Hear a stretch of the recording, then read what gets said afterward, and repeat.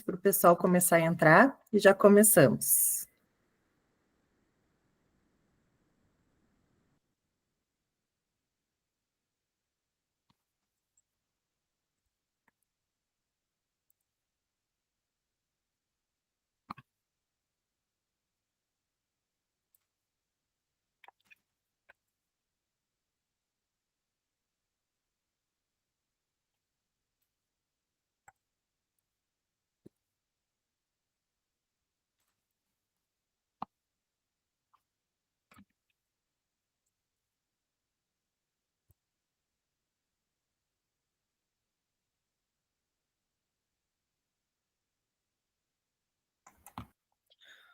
Bom, boa noite, gente. Vamos começando, né? Enquanto o restante vai entrando. Sejam muito bem-vindos, muito bem-vindas à nossa aula O que Ninguém Te Contou sobre Dinheiro. 5 bloqueios invisíveis que sabotam as tuas finanças e tu nem sabe disso.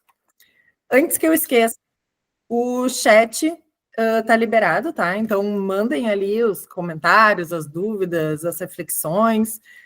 É todo de vocês. E eu vou lendo assim que possível, tá bem? Para quem não me conhece, eu sou a Camila Bavaresco, sou educadora financeira, sou consultora financeira e estou muito feliz por estar aqui hoje. E o simples fato de tu ter dado esse passo já mostra que tem uma força enorme aí dentro, né, pronta para transformar a tua relação com o dinheiro.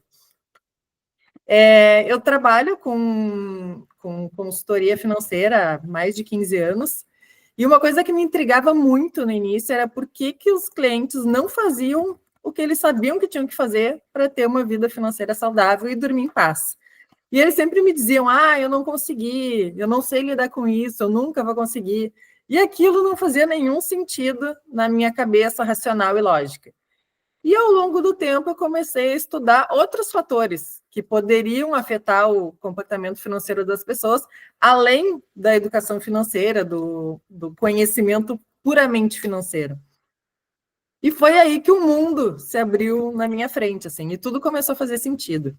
A cada curso, cada livro, cada pesquisa ia se formando o quebra-cabeças, e foi assim que nasceu o Método Pilar, que já ajudou centenas de pessoas a sair da escassez, a tratar feridas emocionais que, sim, impactam diretamente as nossas finanças e a construir uma vida com mais tranquilidade, com mais liberdade, com mais propósito. E agora chegou a nossa vez. O Método Pilar é uma jornada completa, que une o lado prático das finanças, o lado emocional das nossas histórias e o lado espiritual da nossa conexão com a prosperidade em todos os sentidos. Cada letra do nome tem um significado. O P é de presença financeira, né, para a gente olhar com consciência e sem medo para a nossa realidade de hoje. O I de identificação de padrões, para entender que padrões comportamentais a gente carrega e que nos trouxeram até a situação financeira que a gente tem hoje. E o que pode e precisa ser deixado para trás. O L é de libertação emocional, para soltar aquilo que não nos serve mais, para tratar as feridas emocionais e abrir espaço para um novo ciclo. O A é de alinhamento com a prosperidade, onde tu aprende a vibrar, agir e pensar como quem já vive em abundância. E o R é de ressignificação, para criar novos significados, novas escolhas e um novo futuro. Gente, o chat está liberado ali, tá? Quem quiser ir comentando, mandando dúvidas, qualquer coisa, tá ali. Bom, eu quero que, por alguns minutos, tu te imagine entrando num jardim secreto, um lugar seguro onde tu possa tirar tuas armaduras, a pressa, a culpa e apenas estar ali. Tu chegou aqui porque algo dentro de ti sente que tem mais, né? Mais para viver, mais para receber, mais para construir. E hoje não é uma aula comum, não é sobre dígitos, não é sobre planilhas. Hoje a gente vai falar sobre aquilo que vem antes do planejamento, aquilo que sustenta ou sabota a nossa relação com o dinheiro. O que ninguém te contou sobre o dinheiro é que ele é profundamente emocional. O dinheiro, no fim das contas, é só um sintoma de tudo aquilo que a gente carrega dentro da gente. E o que muito do que a gente chama de desorganização, de falta de controle, de procrastinação, de buraco sem fundo, são sintomas de algo bem mais profundo, né? São sintomas de bloqueios invisíveis. E hoje eu quero te mostrar alguns desses bloqueios, aqueles que são mais comuns, e quero te mostrar também que existe um caminho. Sabe aquele clichê de que se as pessoas estudassem mais sobre dinheiro, tudo ia mudar? É verdade, mas é só uma parte da história. Muitas pessoas que me procuram já leram livros, seguem perfis de educação financeira, de YouTube, já tentaram planilhas, cursos, aplicativos, de tudo. Mas ainda assim, o dinheiro vive escapando. A conta não fecha. A insegurança e o medo são constantes. E assim o ciclo vai se repetindo. Por quê? Porque o problema não está só na falta de conhecimento. O problema está na bagagem emocional. Né? Tudo aquilo que a gente vai vendo e vivendo na nossa vida vai sendo guardada na nossa mochilinha e ela nos acompanha pela vida toda. A gente carrega elas em todos os lugares, em todas as situações, e a gente age de acordo com o peso dela. Imaginem uma casa linda por fora, mas que tem rachaduras na fundação. A gente pode pintar as paredes, pode mudar os móveis, pode fazer uma iluminação linda, mas em algum momento aquilo vai desabar. E com dinheiro é igual. Se tu não olhar para as bases emocionais e inconscientes da tua relação com o dinheiro, tu vai continuar sabotando, adiando, se perdendo. E é isso que eu chamo de bloqueios invisíveis. E hoje nós vamos falar de 5 deles.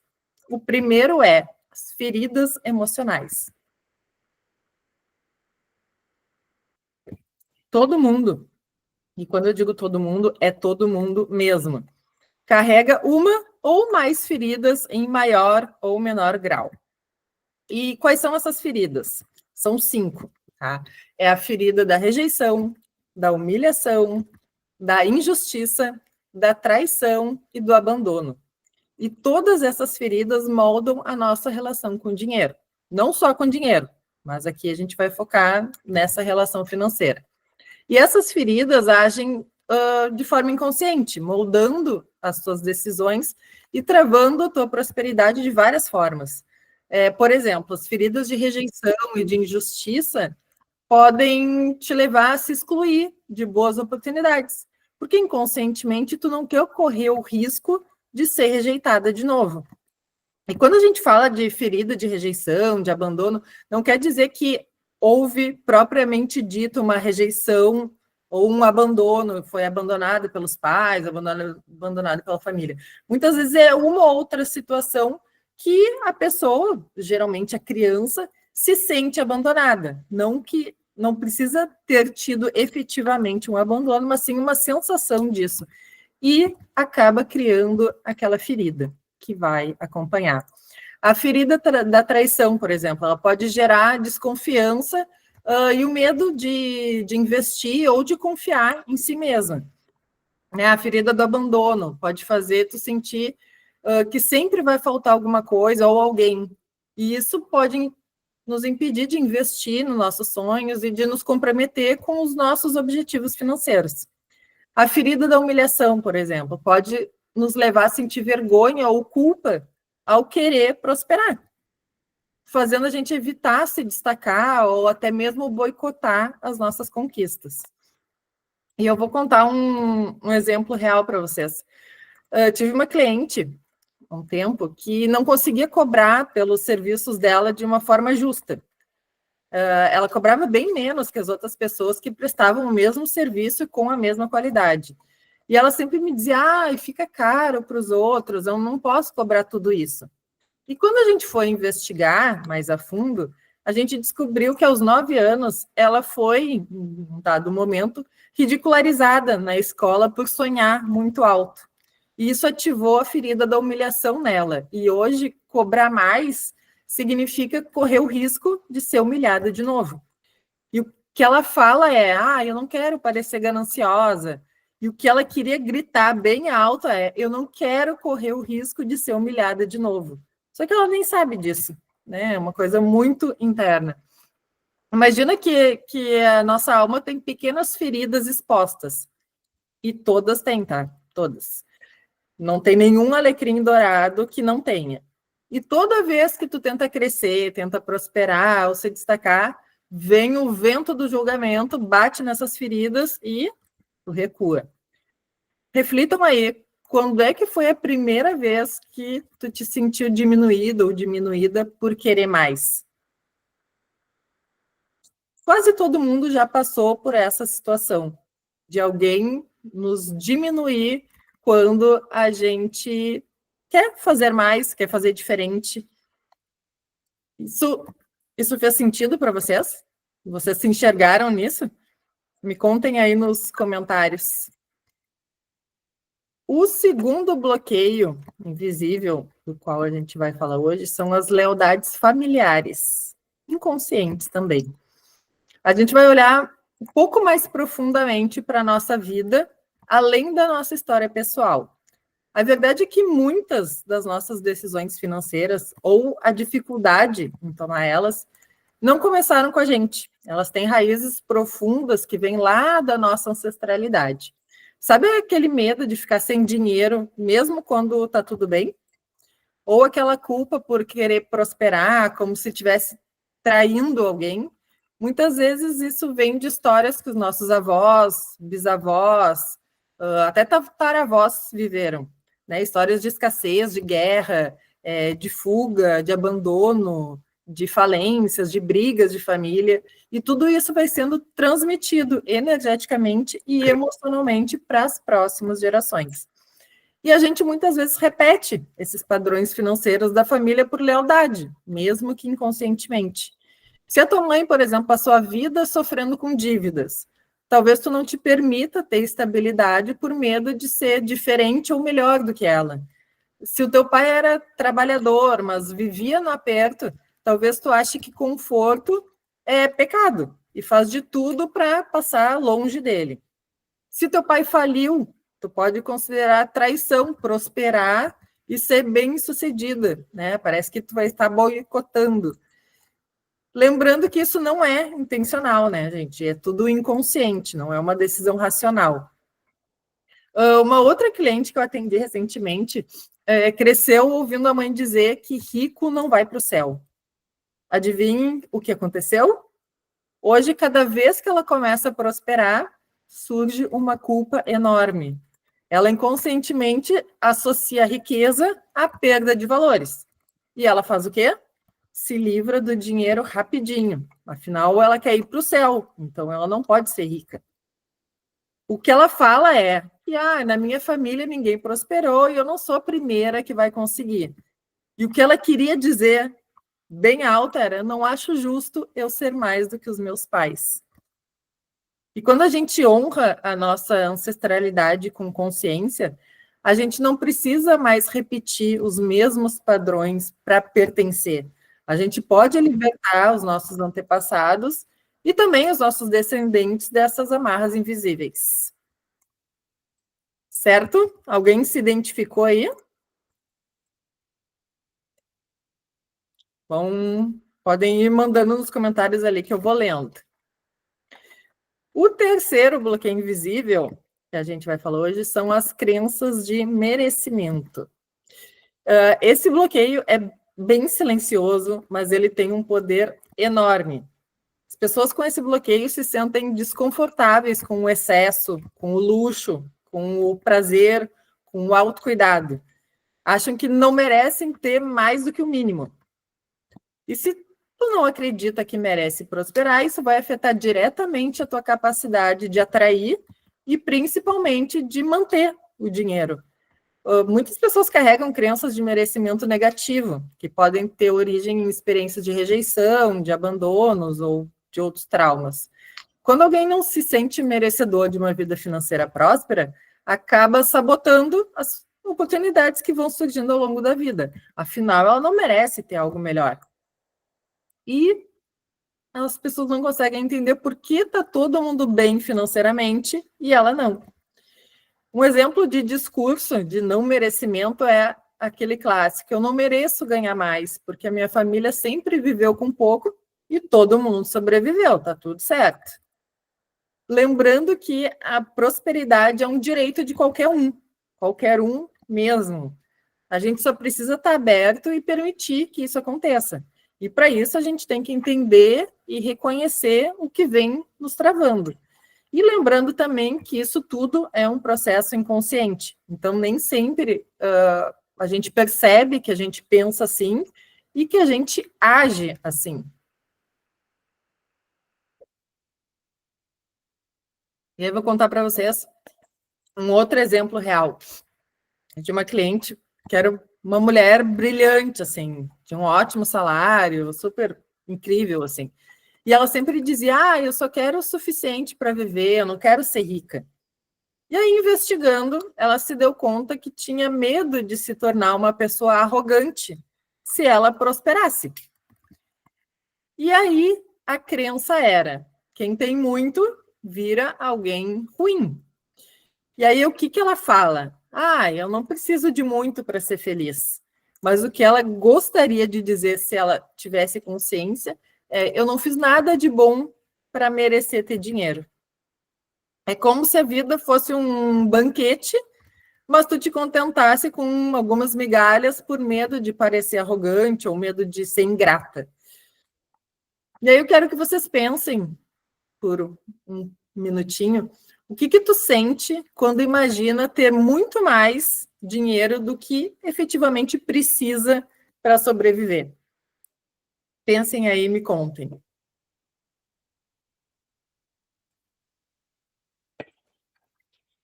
Vem um sentimento de culpa, de vergonha ou de merecimento? Pode vir uma série de coisas aí. E dinheiro é energia. E energia precisa de permissão para circular. Quantas vezes tu já pensou: eu não preciso de muito, só o suficiente? Pode parecer humildade, mas na verdade é o que eu chamo de autossabotagem disfarçada de modéstia. Muitas pessoas, mulheres em especial, foram educadas para não ocupar espaço, a não desejar demais, a não ser ambiciosas. E sem perceber, estão barrando o próprio fluxo de prosperidade. Tinha uma cliente, um tempo atrás, que ganhava ali cerca de 15 mil por mês e vivia sempre no limite. Um dia ela recebeu um prêmio da empresa dela lá de perto de 50 mil. E em poucos dias ela transferiu um pedaço para familiares, doou um pedaço, ajudou outras pessoas e ficou com nada. Aí ela me disse: eu não me senti confortável com todo aquele dinheiro na conta. Parecia que eu estava sendo egoísta.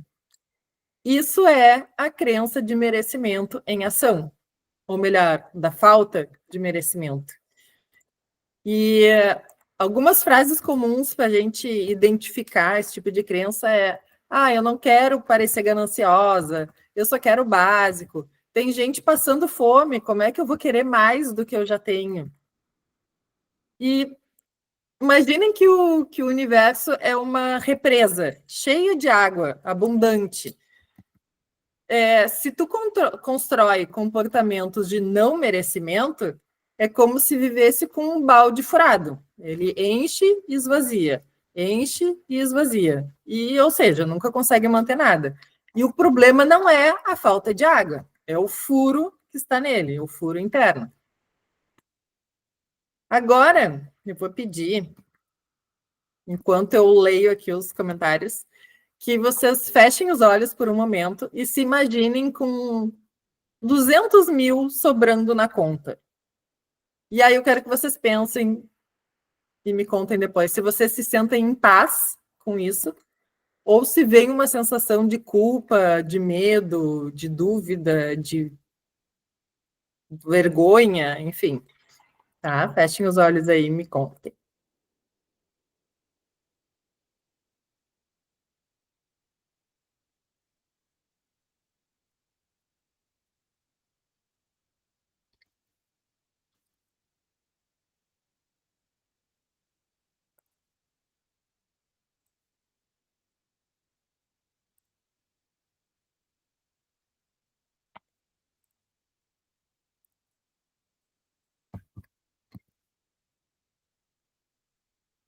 E aí, conseguiram?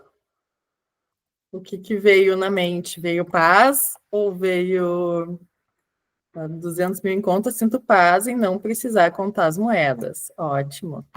Clélia também, paz.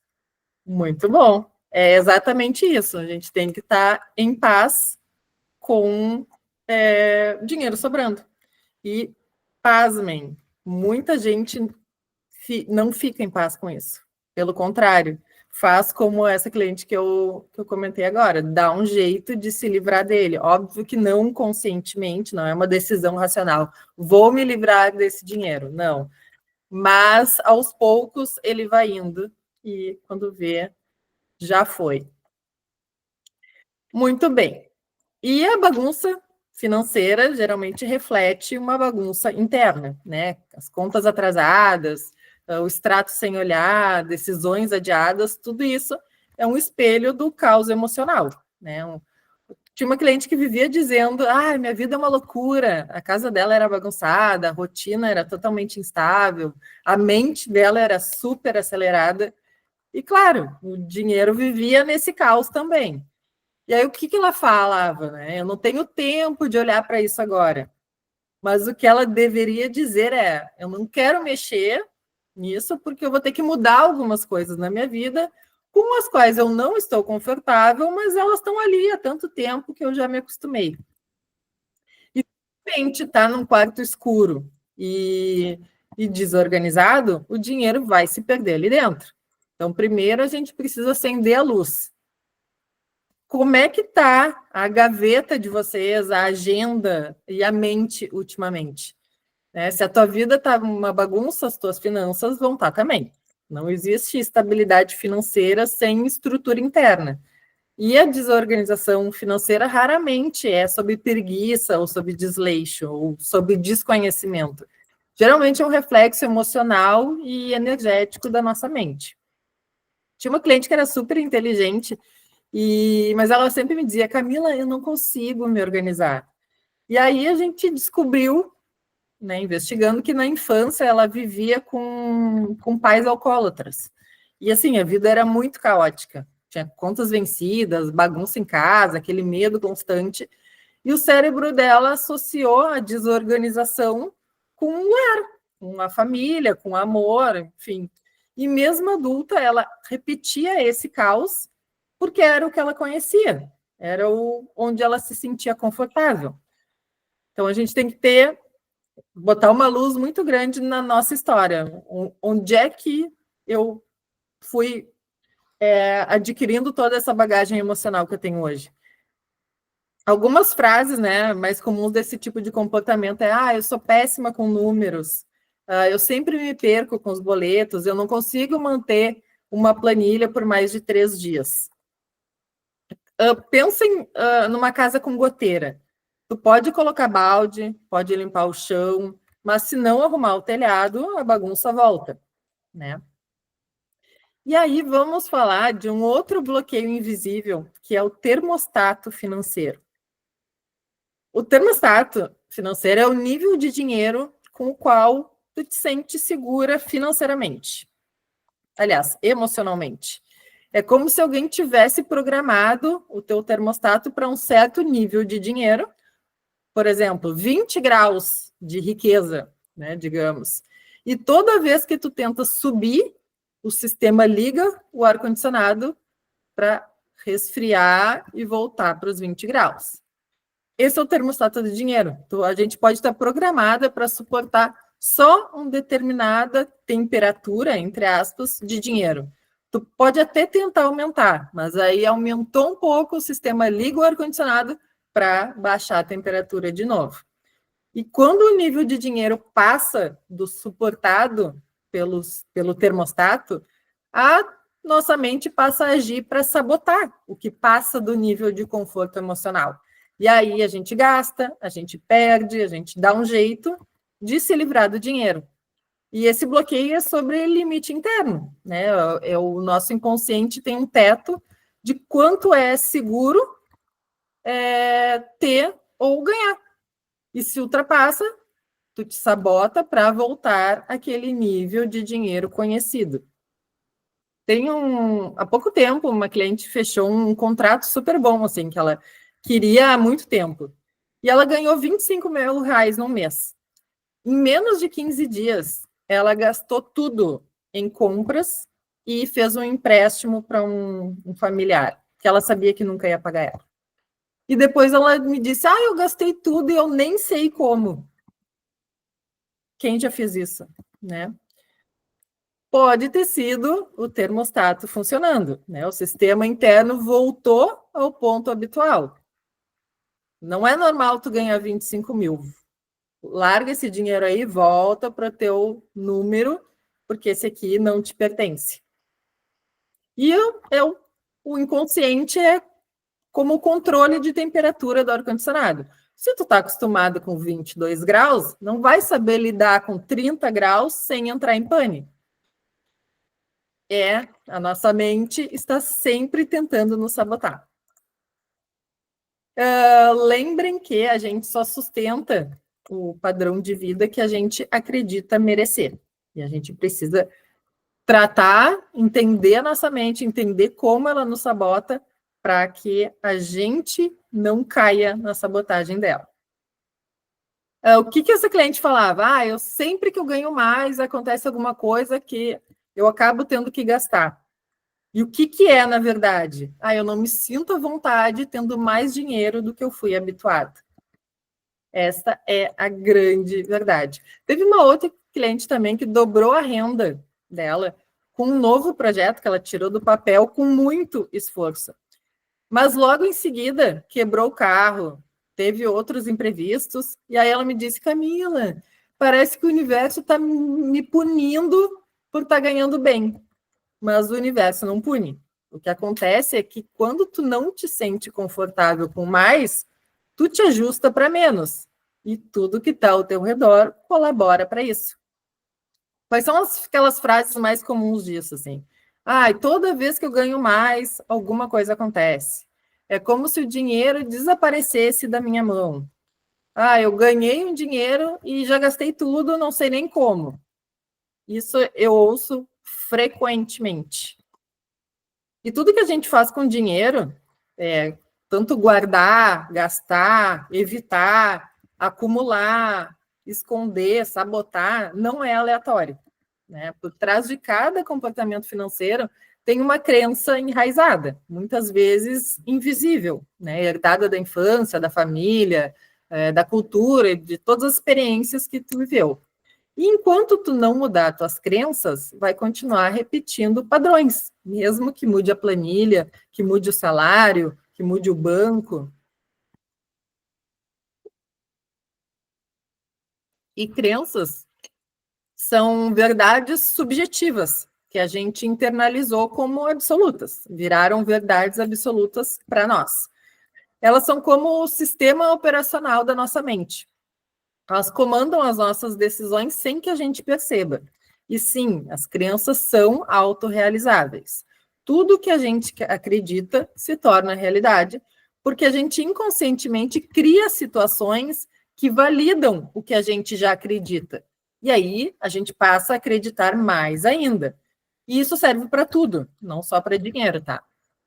Se tu acredita que o dinheiro é sujo, tu vai te afastar do dinheiro. Se tu acredita que é difícil ganhar dinheiro, tu vai te sabotar para confirmar isso e validar a tua crença. Isso se chama viés de confirmação emocional. A nossa mente sempre quer provar que está certa, mesmo que esteja errada. Mas ela sempre vai achar uma situação para validar aquela crença enraizada, porque a gente acredita nela e tudo que a gente acredita acontece de fato. Vou falar para vocês alguns exemplos de crenças limitantes assim, sobre o dinheiro, que algumas são bem comuns. Né? O dinheiro não traz felicidade, rico não vai para o céu, eu não sou boa com números, quem nasce pobre morre pobre, se eu tiver muito dinheiro eu vou me tornar alguém ruim, eu tenho que trabalhar muito para merecer, mulher independente assusta os homens, e por aí vai. E essas crenças são formadas por repetição, por emoção e por autoridade. Por exemplo, quando tu era criança, e viu os teus pais brigando por dinheiro, tu criou uma crença, né? O dinheiro causa brigas, o dinheiro causa sofrimento. E aí tu faz o que com isso? Raciocínio lógico. Eu não quero sofrer, não quero brigar. Então, eu não quero ter dinheiro. E aí, quando o dinheiro chega, a gente faz o quê? Se livra dele, para não ter brigas e não ter sofrimento. Porque a gente acredita que se tiver dinheiro, vai ter brigas e sofrimento. E como que a gente se livra dele? Comprando qualquer coisa que apareça, dando para os outros, emprestando para pessoas que tu sabe que nunca vão te devolver, e por aí vai. A gente sabe que se livrar do dinheiro é algo bem fácil, né? E se tu viu da tua mãe que não pode confiar em homem rico, e aí, Martina, tu pode até hoje repelir oportunidades que te dariam riqueza. Ou seja, tu reage à tua infância e não à tua realidade atual. E as crenças são como óculos, né? Imagina que tu usa um óculos com lente colorida. Se a lente for vermelha, tu vai ver tudo vermelho, mesmo que o mundo seja azul. E é isso que as crenças fazem, elas distorcem a nossa percepção. Tu vive com medo de ser julgada, de não dar conta, de não merecer, de errar, mas o problema não está no mundo, está na lente do óculos. E a lente pode ser trocada. O bom é que a gente pode identificar e reprogramar essas crenças para que elas deixem de direcionar a nossa vida, o nosso comportamento e tudo mais. Agora, me digam, vocês já se reconheceram em algumas dessas situações ou em pessoas próximas? Geralmente isso serve para todo mundo tem as suas crenças, enfim, e quando a gente coloca luz nelas, a gente percebe o quanto elas direcionam o nosso comportamento. Muito, né?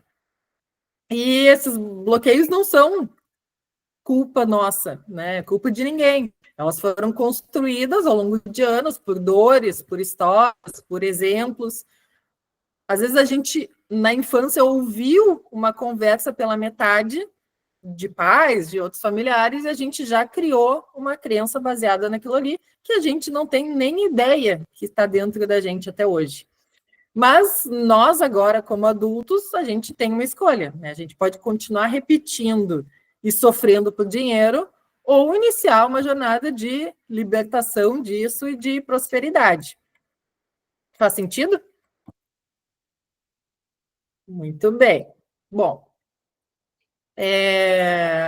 bom, a Adriana disse, eu sempre escutei que mulher não pode ganhar mais que o marido. Exatamente, essa é outra crença bem comum. E o que acontece? A gente sempre se coloca abaixo do marido. Surge uma oportunidade de ganhar mais, a gente dá um jeito de criar um obstáculo, alguma coisa não pode estar certa nisso, porque a gente tem que validar aquilo que a gente aprendeu. E enquanto a gente não cria consciência sobre aquilo que nos move, aquilo continua nos movendo. E que bom que tu sabe que tu tem essa crença, porque aí tu pode dar um viés positivo para ela. Tirar uma crença de dentro de nós é muito difícil, porque imagina quantos anos a gente está carregando isso e nos deixando ser moldadas por isso. Mas tem vários exercícios, várias formas da gente dar um viés positivo para aquela crença negativa. Eu gosto muito de dar o exercício que é botar um mas depois da frase, dando um viés positivo. Por exemplo, eu sempre escutei que mulher não pode ganhar mais que o marido, mas eu posso fazer diferente, enfim, aí dá um viés positivo para aquilo ali, e a gente vai internalizando essa parte do mas também, para que o efeito dessa crença vá sendo minimizado dentro da gente.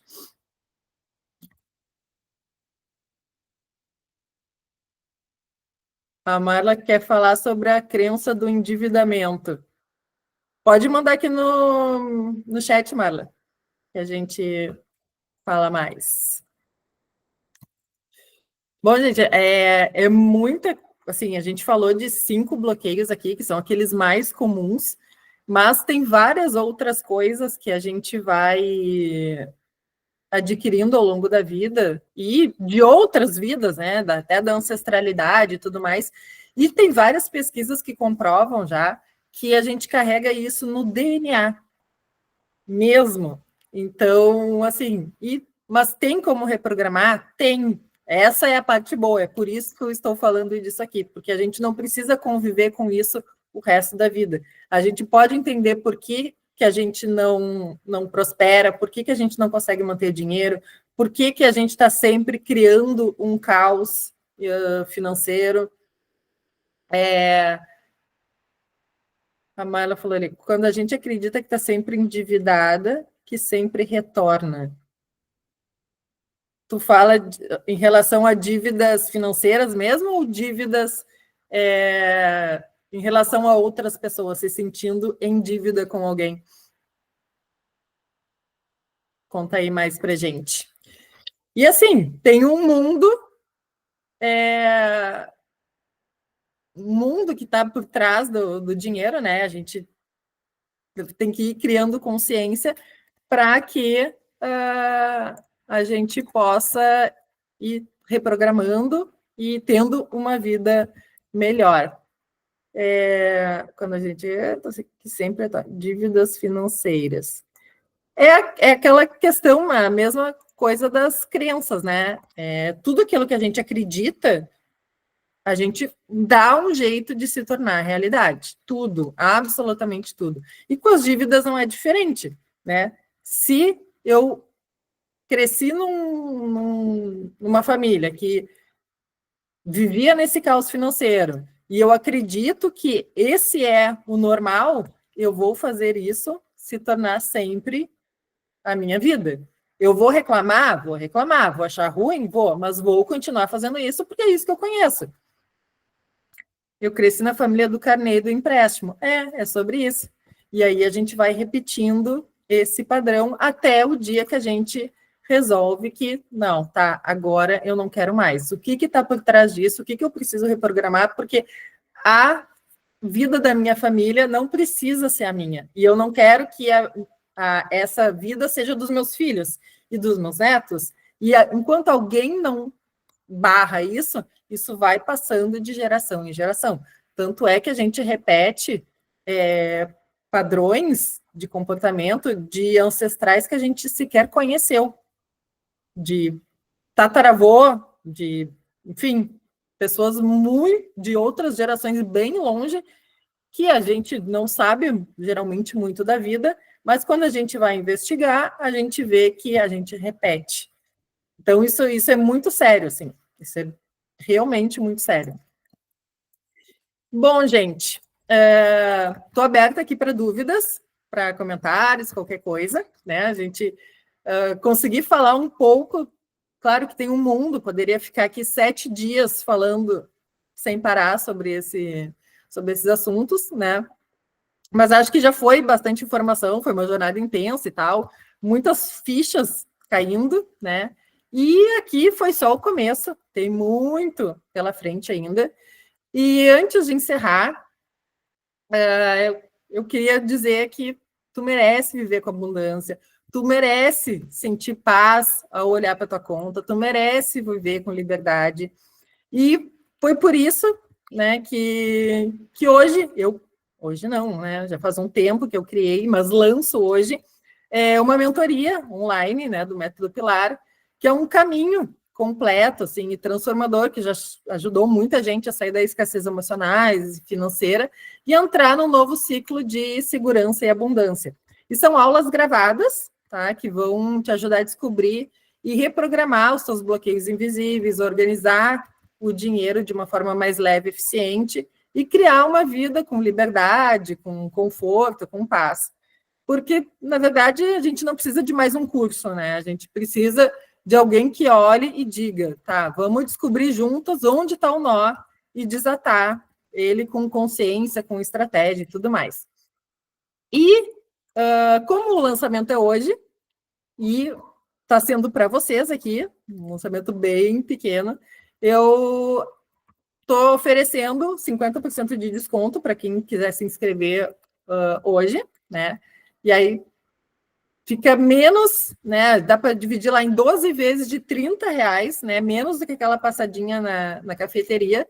E eu tenho certeza que vai trazer muita clareza, vai identificar e curar os bloqueios emocionais que vêm sabotando as finanças, vai organizar a vida financeira, né? Aquela parte mais prática do dinheiro, vai reprogramar o merecimento, que essa parte assim é fundamental para que viva com paz, com segurança e consciência, enfim. Tá bom, gente? Eu vou deixar aqui para você, se alguém tiver interesse, o link e também o cupom de desconto. E, por fim, quero agradecer pela presença de vocês. Espero que tenha plantado uma sementinha aí. Claro que foram aqui 40 minutos imagina, de muito tempo, de muito estudo, de muito tudo. E espero que vocês tenham, né, consigam identificar aquilo que sabota, aquilo que para que tenham realmente uma vida melhor. Estou super à disposição. Quem está no grupo do WhatsApp pode me chamar lá, qualquer dúvida, qualquer coisa. Quem não está, tem meu Instagram, tem WhatsApp, enfim, fiquem bem à vontade. Tá bem? E quem quiser mandar alguma dúvida, alguma coisa, fique bem à vontade. Tá bem?